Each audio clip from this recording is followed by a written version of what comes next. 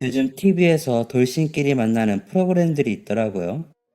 각자의 절절한 사연에 본격적으로 보진 못했지만 오다 가다 보면서 눈물이 나기도 하더라고요.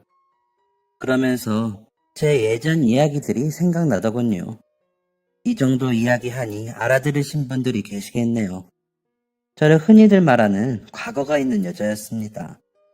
그 과거에 저는 얽매여 삶을 포기하고 싶기도 했었습니다. 모두가 저에게 손가락질을 하는 것 같았고 막막했습니다. 하지만 저를 지켜준 건 역시나 사람들이었습니다. 그 사람들이 있었기에 지금의 제가 있을 수 있겠죠. 그 마음을 갚기 위해 열심히 산다고 살았지만 아직도 부족한 것 같아 더 분발하려고 합니다. 그러고 나면 시간이 더 지난 어느 때쯤에는 이제 그만 마음의 짐을 내려놓을 때가 되었다 알게 될까요? 도대체 이 여자가 어떤 사연이기에 이러나 싶으시죠? 지금부터 저의 이야기를 시작해 보겠습니다. 들으시고 잘 살았다고 칭찬 한 번만 부탁드립니다. 그 사람을 만난 건 20살 때였습니다. 고등학교 졸업하고 처음으로 가진 친구들 모임에서 서로 첫눈에 반해 정말 불같은 연애를 했습니다. 우리는 어렸고 두려울 것이 없었습니다. 게다가 그 남자는 저희 지역에서도 나름 잘 산다는 축에 끼는 집안이었는데 남자는 그 부분을 내세우며 내가 희명이 너 책임진다니까 우리 엄마도 언제든지 며느리 볼 생각 있다고 하셨어 라고 말하곤 했습니다. 그런 남자의 말에 저는 설렜습니다. 20살밖에 되지도 않았던 여자애가 왜 책임진다는 그 말에 설렜는지 지금도 이해가 되지 않지만 그냥 그 남자가 한 말이라 좋기도 했던 것 같습니다. 그 남자가 숨만 쉬어도 좋았으니까요. 같이 밥 먹을 때도 좋았고 차를 마실 때도 좋았습니다. 아침 일찍부터 만나 저녁 늦게 헤어지면서도 헤어지기 싫어 아쉬웠습니다. 주변 친구들은 둘이 뭐가 그리 좋냐며 핀잔을 주기도 했지만 그냥 그 남자와 함께하는 모든 것이 좋았습니다. 술을 마시지 않아도 술 마신 것 같았으니까요. 그러다 남자는 저를 정말로 자신의 어머니에게 소개를 시켰습니다. 홀어머니의 외아들이었음에도 저에게 거리낌 없이 대해주시는 어머니도 좋았습니다. 갈 때마다 맛있는 음식도 해주시고 가끔 용돈도 주시면서 우리 태영이랑 사이좋게 지내. 진짜 이대로 날 잡아도 좋고 아직 너무 어려서 희명이 부모님이 싫어하시려나? 내가 주책이지? 우리 태영이밖에 없으니까 내가 외로웠는데 희명이 같이 예쁜이가 놀러오니까 좋아서 그래 라고 하시기도 했습니다. 그러면서 저에게 예쁜이라고 부르시곤 하셨죠. 제가 잘 먹는 음식은 많이 하셔서 싸주시기도 하셨습니다. 그걸 본 엄마는 어머 감사해라 음식 솜씨도 좋으시네 라며 좋아하셨지만 이러다 우리 막내 일찍 시집가는 거 아니야?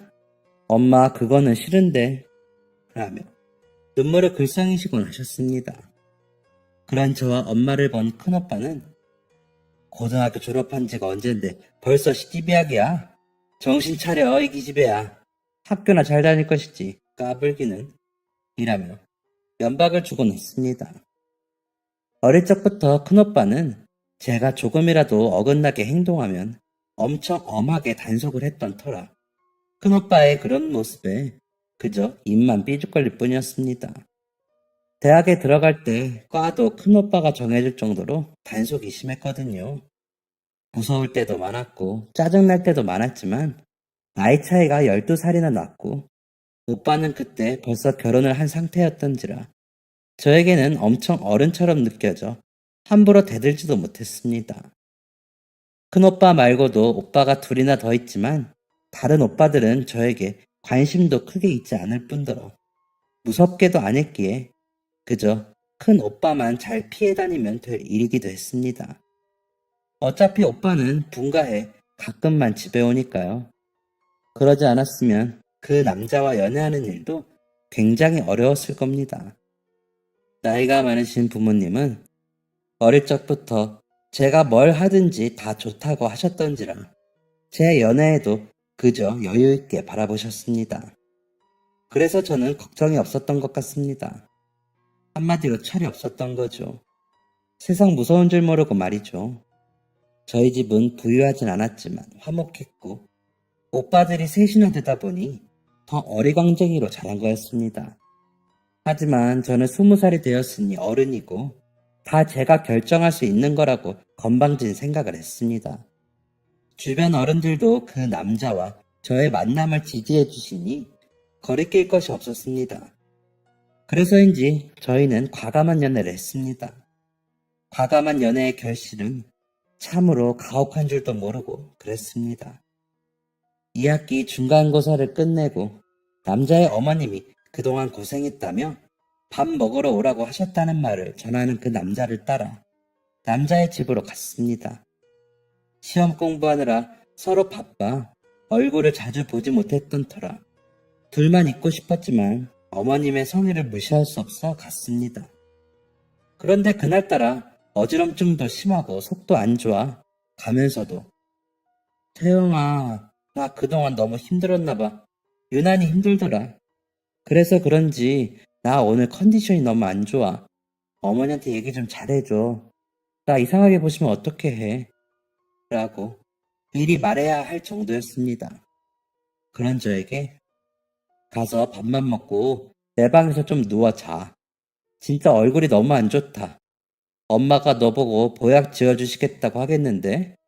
라며 안심을 시켜주었습니다. 남자의 집안에 들어서자 온 집안에 풍기는 음식 냄새에 어지러움이 더 커지더니 이내 화장실로 달려가 다 토해내게 되었습니다.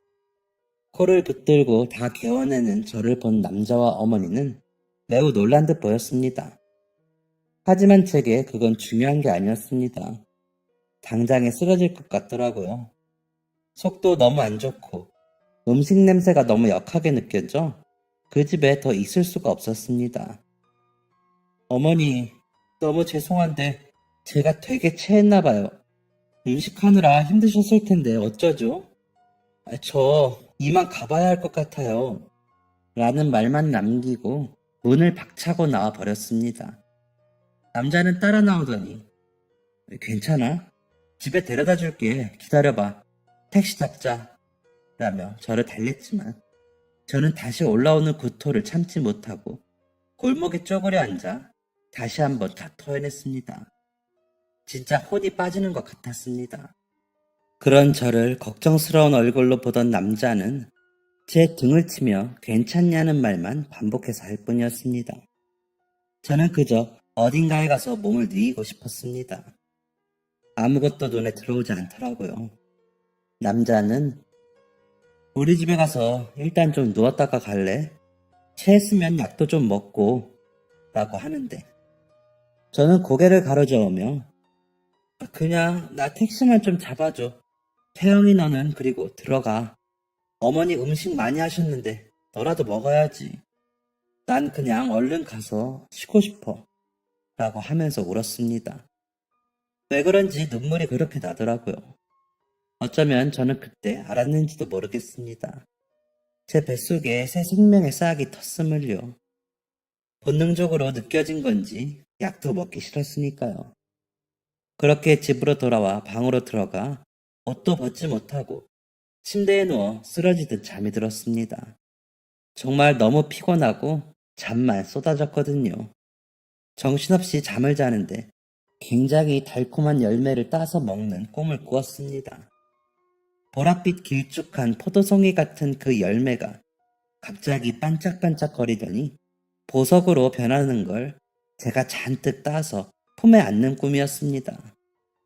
꿈이었지만 그 달콤함과 싱싱한 감촉이 생생했고 보석으로 변한 열매가 너무 예뻐서 귀하게 품에 안은 것이 진짜 같았습니다. 일어나 그 느낌이 사라지는 게 아쉬워 눈물이 날 정도였으니까요. 다시 한번 느껴보고 싶을 정도로 좋았거든요. 아침에 일어난 저를 본 엄마는 어제 많이 아팠어? 태영이 전화해서 걱정하더라. 놀란 것 같던데? 라고 하시는데 그제야 그 남자에게 연락을 해줘야겠다고 생각했습니다. 하지만 불안한 마음에 바로 연락을 할 수가 없었습니다. 확실히 해주는 게 좋을 것 같아 학교 앞 약국에서 임신 테스트기를 구입해 수업에 들어가기 전에 화장실로 향했습니다. 선명히 나타나는 두 줄에 화장실에서 차마 나오지를 못하고 정신을 놓고 있었습니다. 원래도 불규칙했던 월 행사에 그다지 신경 쓰지 못했는데 그만 임신이 되었던 거죠. 수업에 들어가지도 못하고 공중전화로 달려가 남자에게 삐삐를 쳤습니다. 약속 시간과 장소를 일방적으로 전하고 무조건 나오라고 했습니다. 평소와는 전혀 다른 방식이었기에 남자는 놀랐는지 저보다 먼저 약속 장소에 나와 있었습니다. 그래서 쓱 임신 테스트기를 내밀었습니다. 남자는 이게 뭐야? 이거 어떻게 된 건데? 라며 눈이 동그래져서 물었습니다. 그 물음에 대답도 못하고 저는 고개를 숙이고 울어버렸습니다. 남자와 만나고 나니 더 느껴졌거든요. 부모라는 이름이 어울리지 않을 정도로 저희는 어리고 무지했습니다. 그걸 깊이 깨닫는 순간 제가 느낀 감정은 절망이었습니다. 아무 말도 없이 울기만 하는 저를 한동안 아무 말도 없이 보던 남자는 걱정 마, 희명아. 내가 너 책임진다고 했잖아. 일단 우리 엄마한테 먼저 말씀드리자. 그럼 방법을 찾아주실 거야. 라는 남자의 말을 따르는 수밖에 없었습니다. 저에게도 딱히 좋은 방법이 떠오르지 않았으니까요. 그대로 남자와 손을 잡고 그의 집으로 향했습니다. 전날 그렇게 토를 하고 가버린 저를 어머니는 반갑게 맞아주셨습니다. 고개를 푹 숙이고 오는 저와 더듬더듬 임신이라는 사실을 전하는 남자를 번갈아 보시던 어머니는 한숨만 크게 쉬실 뿐이셨습니다. 한참을 그러고 계시던 어머니는 일단 내일 병원부터 가자.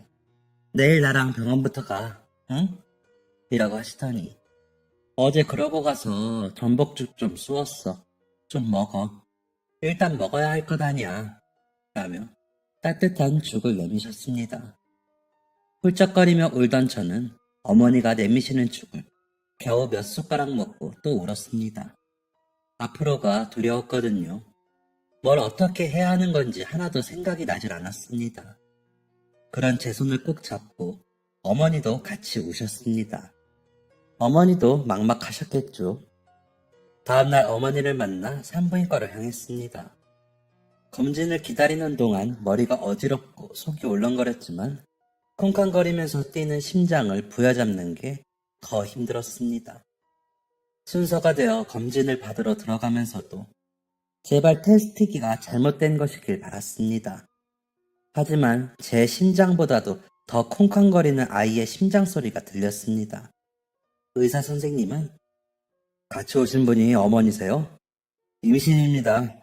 주수로 15주 정도 되었네요. 축하드려요. 라며 웃으시더라고요. 머릿속이 아수라장이 되었습니다.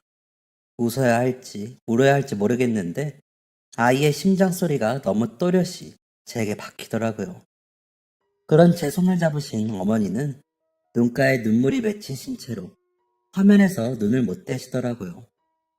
임산부 수첩을 받고 초음파 사진을 받아 병원을 나서는데 다리가 후들거렸습니다. 제가 넘어질 것 같았는지 어머니가 얼른 제 손을 잡아주시더라고요.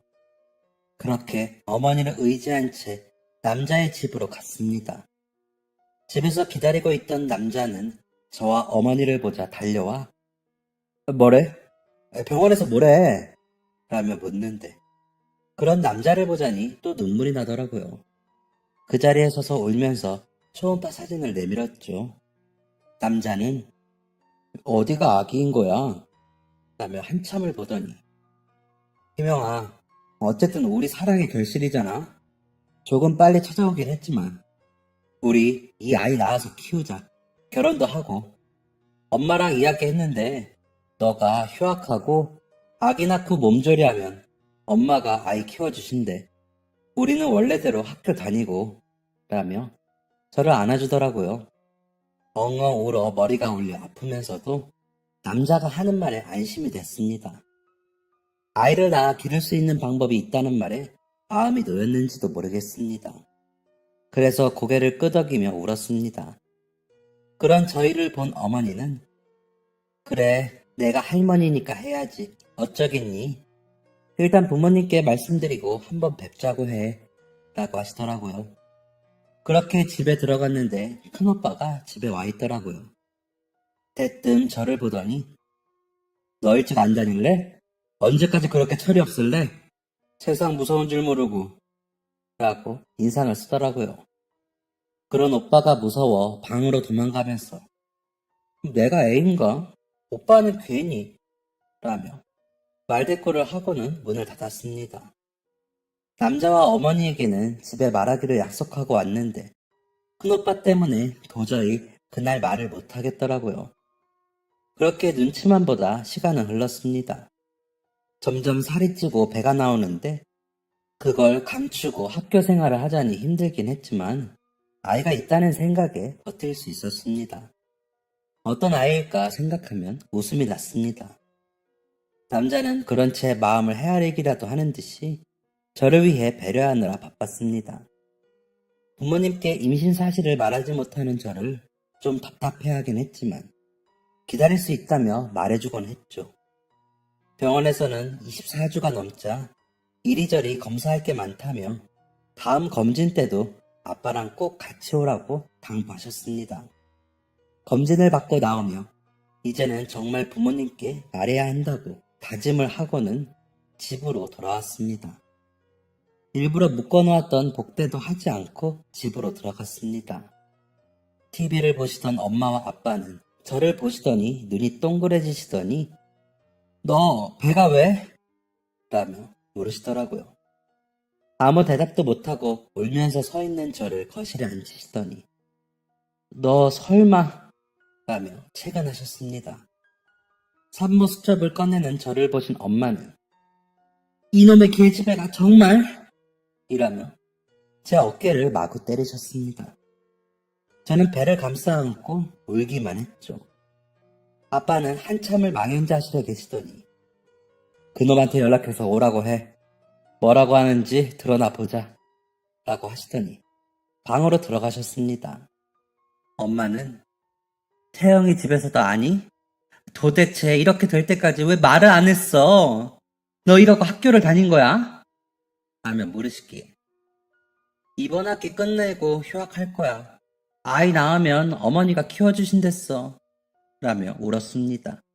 그러자 아이고 퍽도 너 나이가 몇 살인데 애를 낳아 이 등신아 라며 가슴을 치시더라고요.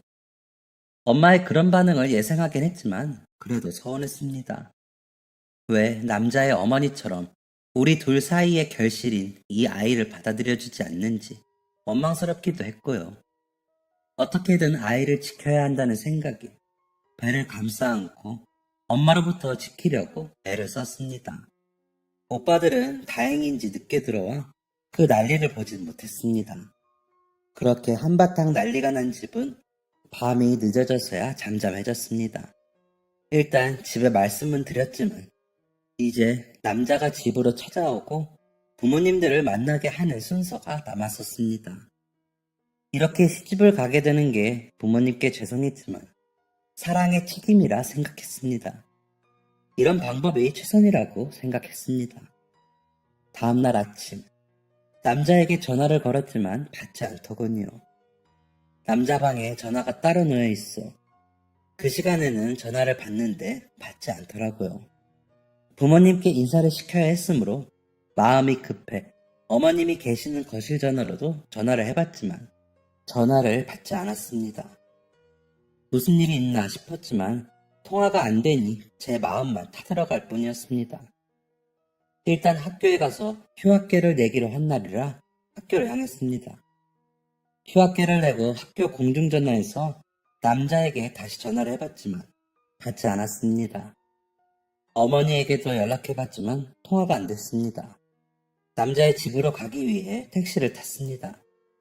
남자의 집 앞에 내려 배를 눌렀지만 아무도 나오지 않았습니다. 그쯤 되니 무슨 일이 생긴 건가 싶어 걱정이 되었습니다.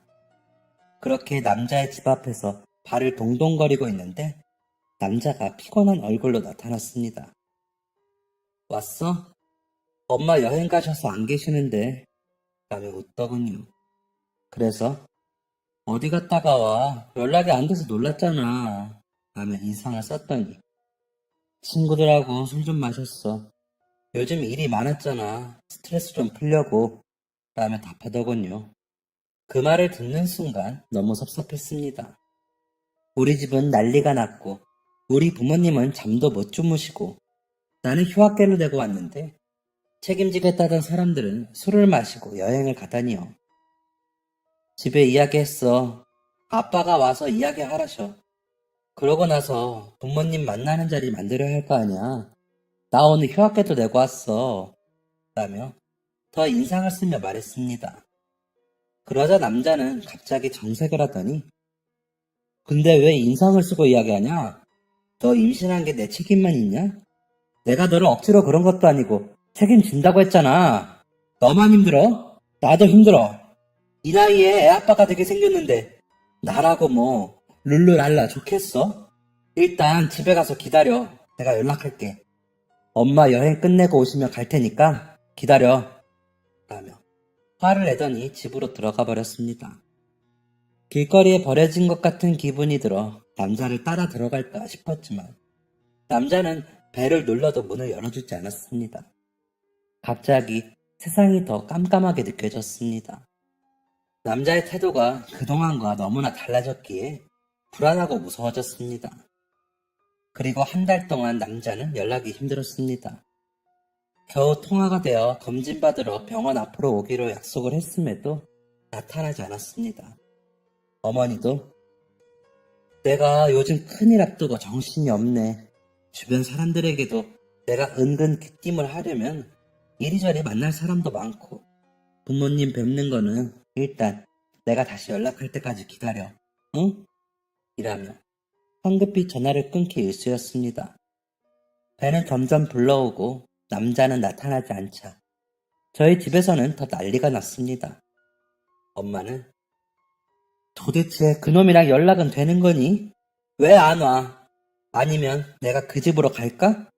너희 오빠들도 다 알게 생겼어. 어쩔 거야? 너희 둘째 오빠는 여자 데리고 온다는데 너배는 점점 더 불러오는데 그놈은 언제 나타나니? 응? 이라며 채근을 하셨습니다. 너무 무서웠습니다. 배는 더 이상 감출 수 없을 만큼 나와 큰오빠가 올 때면 방에 숨어서 나가지도 못했습니다. 밖에 외출도 겨우 해야 할 판이었습니다. 20살의 어린 딸이 결혼도 안 하고 임신을 했다는 걸 누가 알기라도 할까봐 부모님은 전전긍긍 하셨으니까요. 저도 창피해 친구들도 만나지 못했습니다. 남자와는 점점 더 통화도 힘들었습니다. 어머니와도 겨우 통화가 되면 어머니는 미안하다. 에휴, 나도 이게 무슨 일인지 모르겠다, 희명아. 미안해. 라며 전화를 끊곤 했습니다. 어떤 날은 무슨 말을 하려다가 멈칫거리더니 옆에서 남자가 뭐야, 끊어. 라면서 강제로 전화를 끊어버리기도 했습니다. 그런 일들이 계속 반복되니 알겠더라고요. 저는 남자에게 버림받은 것이었습니다. 달콤한 말로 저를 떼어내고 이렇게 임신까지 하게 만들어 놓고 저를 버린 것이었습니다. 다 책임지고 아이를 키우게 해주겠다던 그 사람의 엄마도 마찬가지라고 생각하니 소름이 끼쳤습니다. 그런 생각이 들고 나니 그냥 앉아서 그 남자의 연락을 기다리고만 있을 수가 없었습니다. 남자와 그의 어머니를 만나야 했습니다. 새벽에 일찍 남자의 집으로 가 배를 눌렀습니다. 진짜 몇십 번을 눌렀던 것 같습니다. 그 남자의 어머니가 나오더니 희명아, 너가 답답한 거 내가 왜 모르겠니? 그런데 사람 인연은 억지로 잊지 못하는 거야. 이거 가지고 가서 아이 낳고 아이는 입양을 보내든지 해라. 너도 너 인생이 있는데 미련하게 아이 키운다고 고생하지 말고 아니면 내가 알아봐 줄까? 너희 부모님께는 죄송한데 너희 부모님도 너가 저지른 일에 약간 책임지셔야지. 우리 그렇게 마무리하자. 태영이가 도저히 안 되겠나 봐.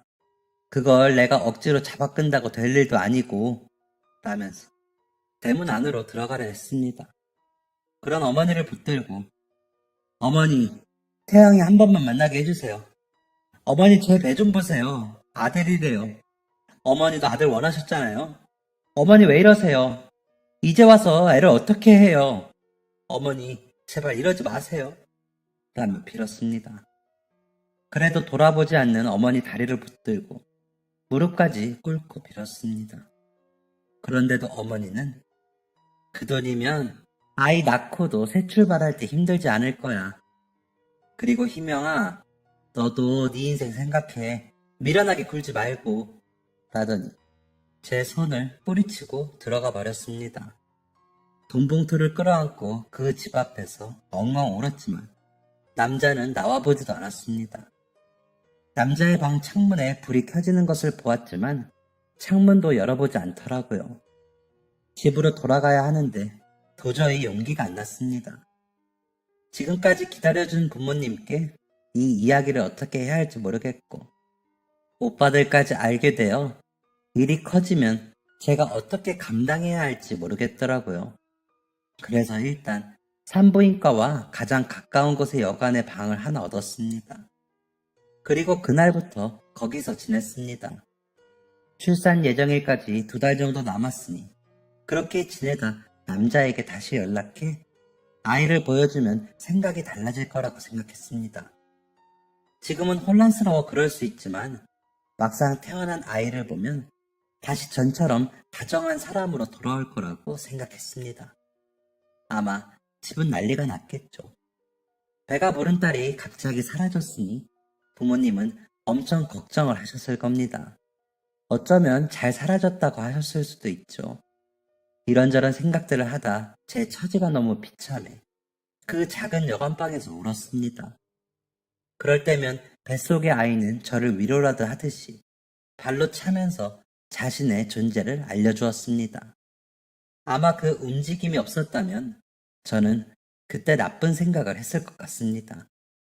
그 작은 움직임에 저는 비참하고 초라했지만 버틸 수 있었죠.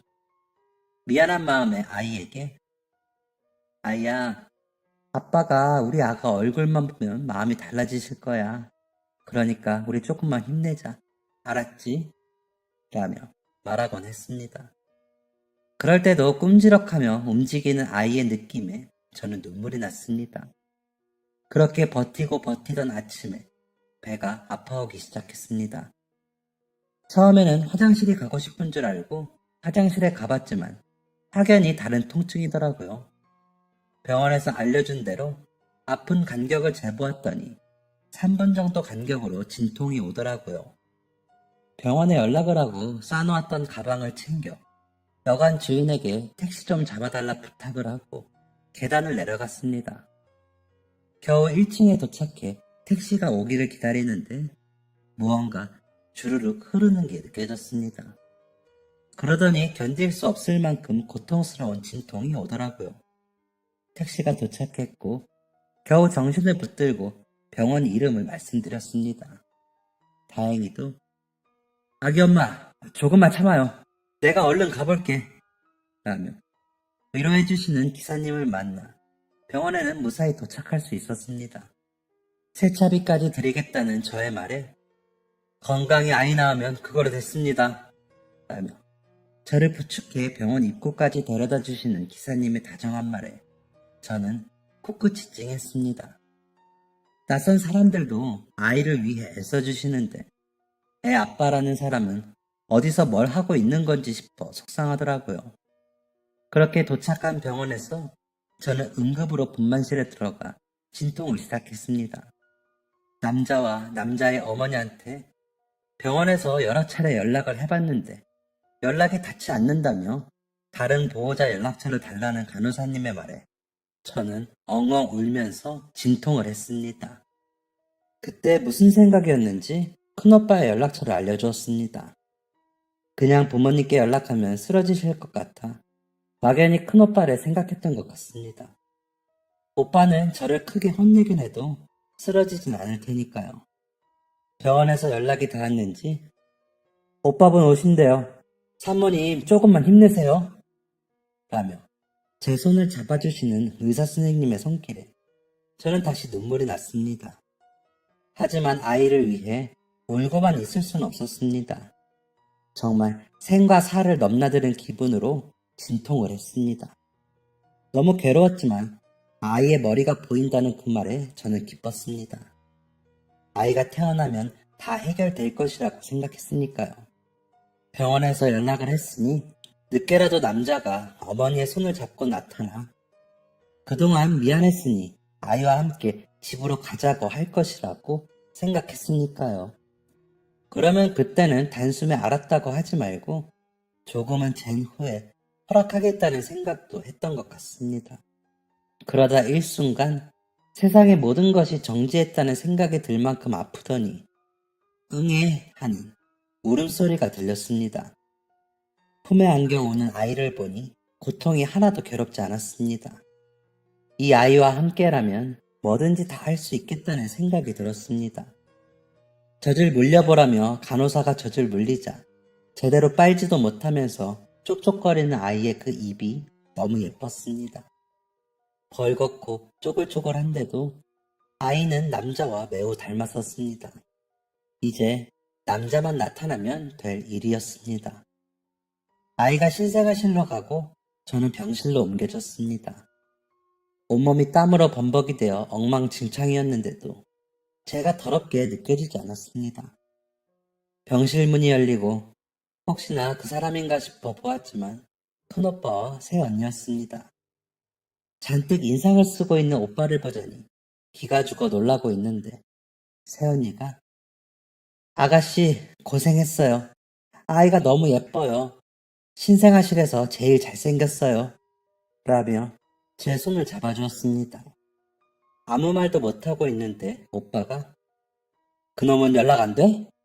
라고 묻는데 저는 눈물만 흘릴 뿐이었습니다. 그러자 새언니가 당신은 지금 왜 그런 소리를 해요?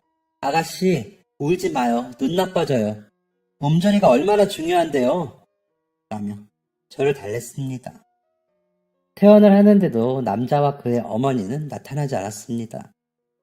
큰오빠 내외는 저를 데리고 본인들 집으로 가더군요. 새언니는 아이들은 저희 친정으로 보냈어요. 아이들 한 달은 거기서 지낼 거예요. 라면서 저를 방으로 안내해 주었습니다. 그렇게 저는 오빠네 집에서 몸조리를 했습니다. 그렇게 한 달이 지나고 저는 남자의 방으로 전화를 했습니다. 정말 마지막이라는 심정으로 걸었죠. 한참이 울리고 전화를 받은 남자의 목소리에 나야 라고 했더니 남자는 아무 말도 없었습니다. 나 아기 낳았어. 아들이야. 언제 보러 올래? 라고 물었더니 내가? 우리 엄마랑 이야기 다 된 거 아니었어? 아이 보육원이나 입양기관에 갈 때나 연락해. 그땐 나도 같이 가줄게. 그런데 뭐 아이를 키우자거나 이런 거면 연락하지 마. 너 돈도 받았다며. 돈 더 줘? 라고 말하는 남자에게 저는 뭐라고 해야 할지 모르겠더군요. 아이가 자고 있어 소리도 못 지르겠고요. 황당함과 서러움에 눈물만 흘렸습니다. 제가 훌쩍이자 남자는 야, 그만 울어. 생각해보고 입양 보낼 거면 엄마한테 연락해. 너도 이제 그만 정신 차려. 라며 전화를 끊었습니다.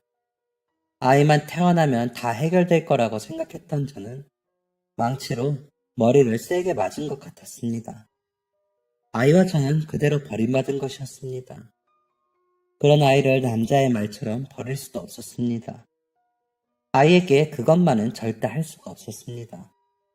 전화를 끊고 아이를 안고 울고 있는데 새언니가 방으로 들어오더니 아가씨 밥 먹어요 얼른 이라며 저를 끌고 나갔습니다. 겨우 끌려나가 밥을 먹는데 도저히 넘어가지 않더군요. 그래서 깨작거리자 아가씨 이러면 어떻게 아이를 지키겠어요. 얼른 더 먹어요. 그래야 아이도 아가씨 더 살아요. 얼른! 이라며 아이를 안고 눈물을 훔치며 제게 밥을 권했습니다.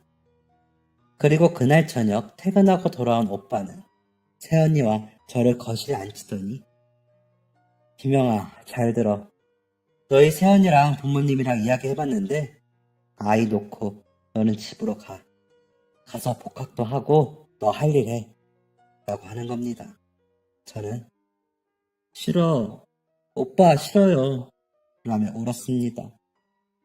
우리도 아이들 더 이상 처갓집에 맡길 수 없어. 데리고 와야 해. 애들 보기 전에 너는 가. 애는 우리가 호적에 올리고 우리 자식으로 키울 거야. 너도 봐서 알겠지만 너희 새언니 낳지 않았다고 차별하고 그러지 않을 거야. 너 이제 막 21살인데 어떻게 애를 키우고 살래? 오빠한테 맡기고 너는 너 인생 살아. 아이 본다고 자주 오지도 말고 지금 우리 애들 보듯이 그러고 살아. 너 집으로 가면 어학연수 3개월 다녀오고 돌아와서 복학해. 라는데 저는 아무 말도 못하고 엉엉 울기만 했습니다. 다음날 아침 새언니는 아무 말도 없이 저의 손을 잡고 튕긴 가방을 쥐어주었습니다. 안 가겠다고 버텨봤자 소용이 없다는 걸 안 저는 그저 묵묵히 오빠 집을 나와 집으로 향했습니다. 엄마는 아무 말 없이 저를 안고 우셨습니다. 아이는 한 달 뒤쯤 조카들과 왔습니다. 민호라는 이름이 생겼더군요. 큰 조카는 고모, 민호가 엄마 뱃속에 있었는데 아무도 몰랐대요. 엄마가 갑자기 배가 아파서 우리가 외할머니네 가 있는 동안 태어났대요. 대단하죠? 되게 예뻐요. 라며 동생 자랑을 했습니다. 아이를 안아보고 싶었지만 옆에서 엄마가 제 손을 잡고 놔주지 않아 그러지도 못했습니다. 그렇게 아이는 큰 오빠네 막내 아들로 자랐습니다. 오빠는 전보다 집에 자주 오지 않았습니다. 제가 간다고 하면 오지 말라고 했고요. 가끔 오빠가 데리고 온 아이를 보면 티 없이 잘 자라고 있었습니다.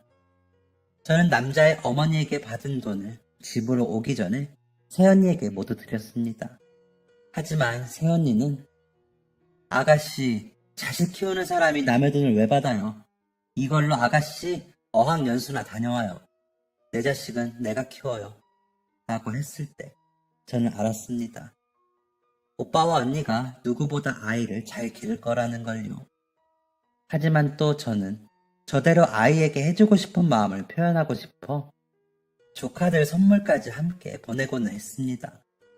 조카들은 고모 최고라며 좋아했습니다. 저는 어학연수는 가지 않았습니다. 그리고 그 돈으로 조카들과 아이에게 이것저것 사서 보내는데 돈을 썼습니다. 보내면서도 혹시나 언니가 마음 상할까봐 조카들 것을 더 좋은 것으로 사서 보냈습니다. 그리고 가을에는 복학을 했고 열심히 다녔습니다. 그리고 좋은 학점으로 졸업을 했고 괜찮은 회사에 취직을 했습니다. 엄마는 간간히 선짜리 이야기를 하셨지만 엄마 그거 사기야 라는 제 말에 아무 소리 못하시고 포기하시곤 했습니다. 저는 그냥 아이가 자라는 것을 지켜보며 살기로 결심했던 터라 엄마가 결혼 이야기를 꺼내실 때마다 단호하게 말하곤 했습니다. 아이는 무럭무럭 컸습니다.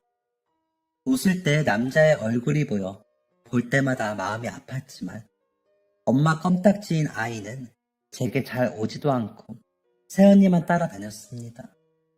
조카들이 고모, 민호가 엄마를 다 가져가서 우리는 엄마랑 잘 앉지도 못해요. 라며 푸념을 할 정도로 아이는 오빠와 새언니에게 사랑을 듬뿍 받고 자랐습니다.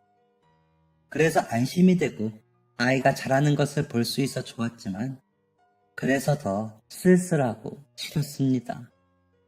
한 번이라도 아이에게 엄마 소리를 듣고 싶었고 한 번이라도 제 품에 꼭 안고 잠이 들고 싶었거든요. 하지만 제 아이임에도 모두의 눈치를 보느라 안아주지도 이름을 잘 부르지도 못했습니다. 아이에게는 그저 선물 잘 사주고 용돈 잘 주는 고모일 뿐이었죠. 그것만으로도 저는 만족하며 그저 아이를 바라보았습니다. 주변에서는 그런 저의 사정을 모르니 수녀가 될 거냐, 눈이 높냐, 골드 미스다 라며 그저 일밖에 모르는 여자로 여겼습니다. 30대 후반이 되어서는 그런 시선들이 더 심해졌죠. 아이가 고등학생이 되고 저는 아이 학원비라도 보태고 싶어 오빠에게 말을 꺼냈다가 내 새끼 내 형편대로 키운다. 너는 그저 좋은 고모 노릇이나 해. 오지랖 부리지 말고 라며 혼만났습니다. 둘째 오빠와 셋째 오빠네 조카들에게도 다 해준다고 했는데도 큰오빠는 그럼 걔들이나 해줘. 우리 애들은 내가 알아서 해 라며 딱 잘라 말하는데 너무 섭섭했습니다. 아이에게 아무것도 못하게 하는 그 마음을 헤아릴 수는 있지만 그래도 너무 야박하게 구니까요. 오빠에게 그렇게 거절을 당하고 속상한 마음에 집 앞에 있는 작은 호프집에 가 안주도 없이 소주를 마시고 있는데 누군가 아는 척을 하더라고요. 돌아보니 일 때문에 만난 협력사 과장님이었습니다. 아, 희명 팀장님, 집이 이 근처세요? 이렇게 뵈니까 또 반갑네요. 라는데 대충 인사를 하고 혼자 시간을 보내려는데 혼자 드시게요? 저도 혼자 왔는데 같이 드실래요? 라며 말을 더 이어가더군요. 그래서 혼자 좀 생각할 게 있어서요. 죄송합니다. 불편하시면 제가 자리를 피해드릴까요?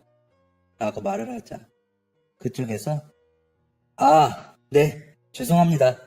제가 눈치가 없었네요. 하더니 계산을 하고 나가더라고요.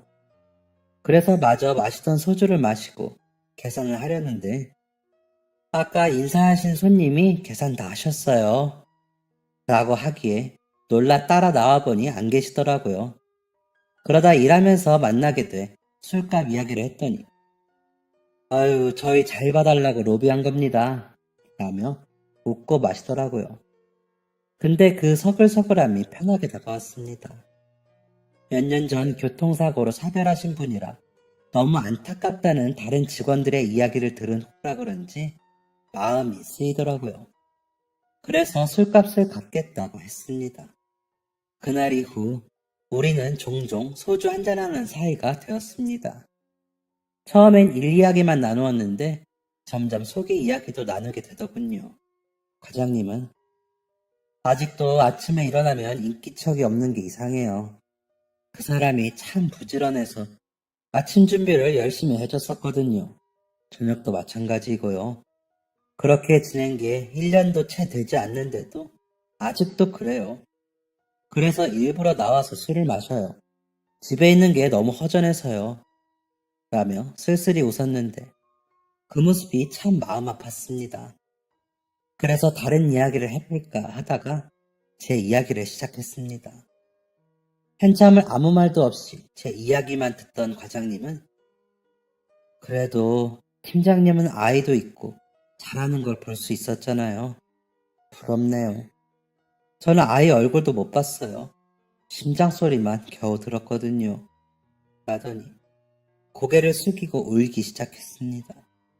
그러더니 팀장님, 우리 서로 비밀 하나씩 안 거예요. 아무한테도 말하지 않기로 약속해요. 라면서 새끼손가락을 내밀더라고요. 얼결에 그 손가락에 제 손가락을 걸었습니다. 그리고 저는 과장님과 만남을 시작했습니다. 누가 먼저 사귀자고 하진 않았지만 보통의 연인들의 데이트를 하고 있더라고요. 과장님은 배려가 많은 사람이었습니다.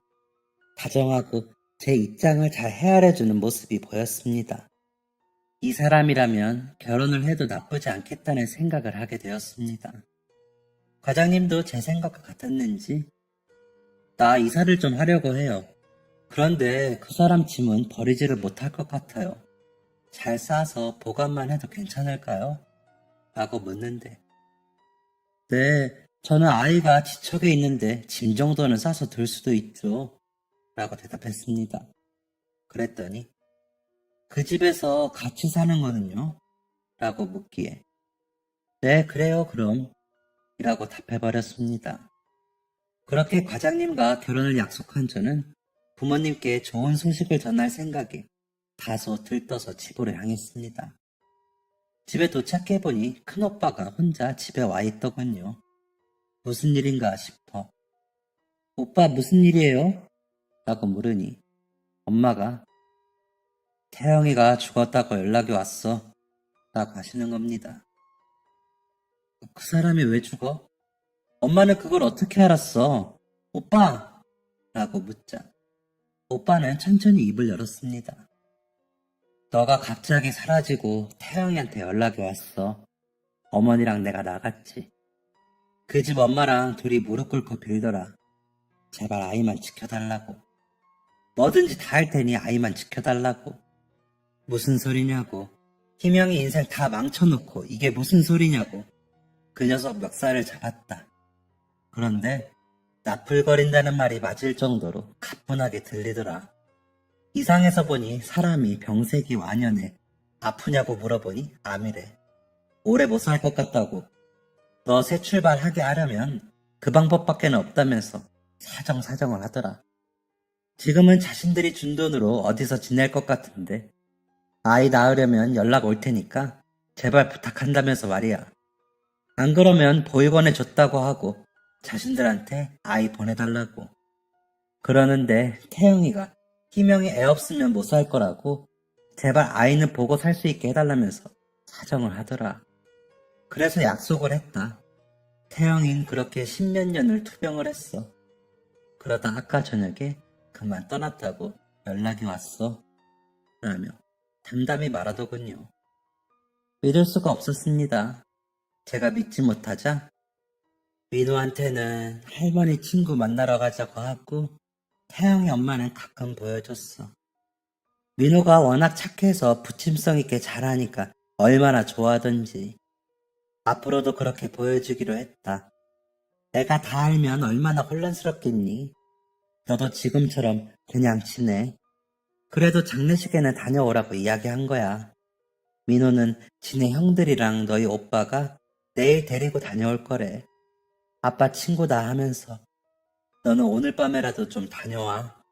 라며 엄마가 말씀을 하시는데도 저는 믿을 수가 없었습니다. 엄마가 말한 장례식장으로 향하면서도 믿을 수가 없었습니다. 장례식장에 도착해 진태형이라는 이름이 적힌 편말을 보면서도 믿을 수가 없었습니다. 신발을 벗고 그 사람 영정 사진을 보고 어머니를 보면서 안기는데도 믿을 수가 없었습니다. 그 오랜 시간 혼자 아파하며 저에게는 나쁜 사람을 자초하다가 이렇게 떠난 게 그 사람이라는 사실을 믿고 싶지 않았습니다. 그런 줄도 모르고 제일 아픈 줄 알았던 제가 너무 바보 같았습니다. 저는 아이를 보면서 살았는데 그 사람은 그러지 못했으니까요. 아이가 태어나면서 어떻게 해주자던 그 사람의 말들이 떠올랐습니다. 놀이동산도 자주 가주고 싶다고 했었고 텐트 가지고 무작정 여행도 가고 싶다고 했었고 아이가 맞고 오면 다 무찔러 주겠다고 말하며 천진하게 웃던 그 사람의 모습이 떠올라 너무 괴로웠습니다. 어머니는 많이 늙고 수척해지셔서 처음엔 몰라볼 정도였습니다. 빠르고 거칠어진 손으로 제 손을 잡으면서 희명아, 태영이가 많이 미안해했어. 너한테 너무 못되게 이야기해서 미안하다고. 나도 미안하다. 진심이 아니었어도 많이 아프게 해서 미안해. 라며 우셨습니다. 벌써 10수년이 지나 아이가 고등학생이 되었는데도 마치 어제 일인 것처럼 느껴지는 그 일이 거짓이라는 걸 이제야 알아서 속상했습니다. 그저 어안이 벙벙할 뿐이었죠. 그렇게 장례식장을 3일 동안 지켰습니다. 그래야 할 것 같아서요. 오빠는 아이들을 데리고 와서 인사를 하고는 갔습니다. 민호는 그런 자리가 어색하고 이상했는지 두리번거리다 갔습니다.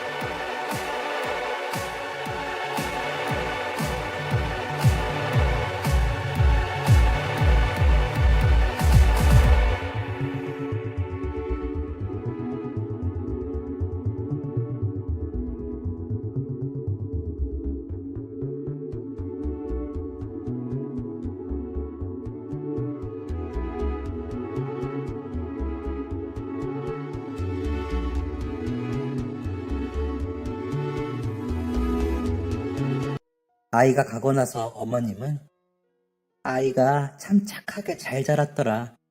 희명이 가족분들이 너무 고생하셨지. 미안하다. 우리가 너무 미안해. 라며 그 사람이 저에게 모질게 하던 그 첫 번째 날에 대해 이야기를 꺼내셨습니다. 그때 있잖아. 너가 부모님께 이야기하고 온 날, 그 전날 저녁에 우리가 응급실에 갔다 왔어. 태영이가 쓰러졌거든. 아무래도 암인 것 같다며 검사하고 가라고 해서 검사를 하고 집으로 오는데 너가 보이더라. 문을 두드리는 널 보더니 태영이가 후다닥 나를 골목에 숨기더니 나오지 말라고 하더라. 그러더니 가서 너한테 막 뭐라고 해. 그러더니 너가 울면서 집으로 가는데 나를 다시 데리러 나와서는 태영이가 막 울면서 엄마, 희명이 너무 불쌍해. 어떻게 해? 그러더라고. 그러더니 엄마, 행여나 희명이 붙을 생각하지 마. 나 진짜 암이면 그냥 보내주자 라는데 그 말이 맞지 뭐니. 그래서 그날부터 우리가 나쁜 사람들 되자고 그런 거야. 우리 원망 많이 했지? 혼자 애 낳느라 고생했다. 라고 하고는 우시더라고요. 아마도 그 사람이면 그랬을 것 같더라고요. 그 사람을 원망했던 만큼 미안한 마음에 저도 흑흑거리며 울었습니다. 20살의 제 상처는 그렇게 그 사람과 함께 눈물로 떠나보냈습니다. 그렇게 장례가 끝나고 과장님께 다 말을 했더니 나쁜 사람이 아니어서 너무 다행이네요. 마음 아픈 일이지만 팀장님이 좋은 사람과 인연이었다고 생각하니 다행인 것 같아요. 그래서 민호도 착한가 봐요. 라며 저를 달래주었습니다. 그러더니 과장님은 제게 청혼을 했고 저는 받아들였습니다. 그리고 얼마 뒤 어머니가 병원에 입원하셨다는 소식에 같이 다녀오기도 했습니다. 어머님이 돌아가셨을 때도 같이 가서 장례를 치르는데 돕기도 했고요. 어머님은 모든 재산을 민호와 제 앞으로 남기셨습니다. 아이가 아직 학생일 때라 그 돈은 당분간 건드리지 말자고 오빠가 그러셔서 그러기로 했죠. 그러다 아이가 대학에 합격했다는 소식을 듣고 남편이 그러더군요. 저기 여보, 이제라도 민호를 데려오는 건 어때요? 라고요. 무슨 소리인가 싶어 선뜻 대답도 못하고 있는데 형님께 그동안 고생하셨다고 상속받은 돈은 다 드리고 아이는 이제라도 우리가 데리고 와서 부모 노릇 해봐요. 아이에게 친아버지 이야기도 해주고 우리 그렇게라도 엄마 아빠 소리 들어봅시다. 물론 민호 생각이 제일 중요한데 당신 엄마 소리 듣고 싶잖아 라고 하더군요. 너무 고마워서 말도 나오지 않았습니다. 그저 눈물만 흘렸죠. 그러더니 남편은 오빠와 며칠 동안 이야기를 한참 주고받았습니다. 그렇게 아이에게 모두 털어놓던 날 아이는 안 그래도 혈액형이 저만 AB형인 게 이상했어요. 저는 입양아인가 했죠. 모두들 너무 잘 대해주셔서 좋은 분들께 입양이 된 건가 했어요. 라며 놀라면서도 잘 받아들여줬습니다. 그리고 저희 집으로 와 지냈습니다. 저희 부부에게는 어머니 아버지라고 부르면서 오빠네 부부에게는 엄마 아빠라고 부를 때 좀 서운하긴 하지만 어쩔 수 없다고 생각합니다.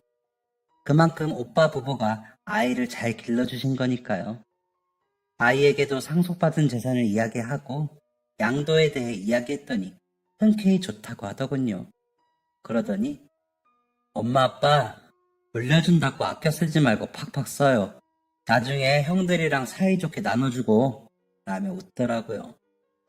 오빠네는 그 돈을 왜 우리가 받냐며 손사래를 쳤지만 민호가 뭐라고 설득했는지 이내 받아주셨습니다. 민호가 처음으로 저에게 고모가 아니라 어머니라고 부른 날 화장실로가 얼마나 울었는지 모릅니다. 민호가 어느덧 30살이 넘어 얼마 전 결혼하고 싶다며 아가씨를 데리고 왔습니다. 오빠네에도 인사를 간다며 다녀왔더라고요. 남편은 아이가 진짜 너무 착하다며 저런 아이 아버지라서 감사하다고 하더라고요. 저 역시 같은 생각입니다. 고마운 아이이죠. 그 사람에게 저런 아이를 남겨주어 감사하다고 하곤 합니다. 가끔 어머니와 나란히 모셔놓은 납골당에 다녀오거든요. 제가 남편의 전처 제사를 지내주니 본인도 그렇게 하자고 하지만 제가 그렇게는 못하겠더라고요. 그래서 그냥 납골당에 다녀오는 것으로 대신하고 있습니다. 참, 뭐 저런 여자가 다 있나 싶으시죠? 그래도 저는 남편 말처럼 운이 좋은 사람인 것 같습니다.